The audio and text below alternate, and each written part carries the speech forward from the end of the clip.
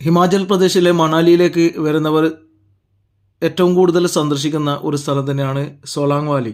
സോലാങ് വാലിയിലേക്ക് പോകുമ്പോൾ റോത്താങ് പാസ് ചുരം ഇറങ്ങി സോലാങ് വാലിയിലേക്ക് പോയിക്കൊണ്ടിരിക്കുന്ന സമയത്ത് നമ്മൾ ഇവിടെ സോലാങ് വാലിക്ക് അടുത്തെത്തിയപ്പോൾ കണ്ട ഒരു കാഴ്ചയാണ് ഈ ഫയർ ബലൂൺ. ഫയറിൻ്റെ ഇതിൻ്റെ മുകളിൽ 6-7 പേര് നിന്നിട്ട് അതിൻ്റെ മുകളിൽ ഫയർ കത്തിച്ചിട്ട് ഈ ബലൂൺ ഏകദേശം ഒരു 100-150 മീറ്റർ ഉയരത്തിൽ പൊന്തുന്ന ഒരു കാഴ്ചയാണ് നമുക്കിവിടെ കാണാൻ പറ്റുന്നത്.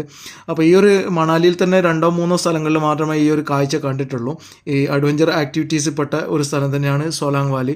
ഏകദേശം പച്ചപ്പ് നിറഞ്ഞ ഒരു പ്രദേശം തന്നെയാണ്. ഇവിടെ സ്കീയിങ്, സ്കോർബിങ്, അതേപോലെ ഹിക്കിങ്, അതേപോലെ റോപ്പ് വേ, പാരാച്ചൂട്ട്, പാരാഗ്ലൈഡിങ്, അങ്ങനെ എല്ലാവിധ ആക്ടിവിറ്റീസുകളും നടക്കുന്ന ഒരു ഏരിയ തന്നെയാണ് സോലാങ് വാലി.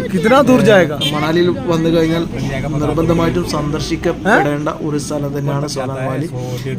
തൊട്ടു മുന്നിൽ ബിയസ് റിവർ ഒഴുകിക്കൊണ്ടിരിക്കുന്നുണ്ട്. ഇവിടെ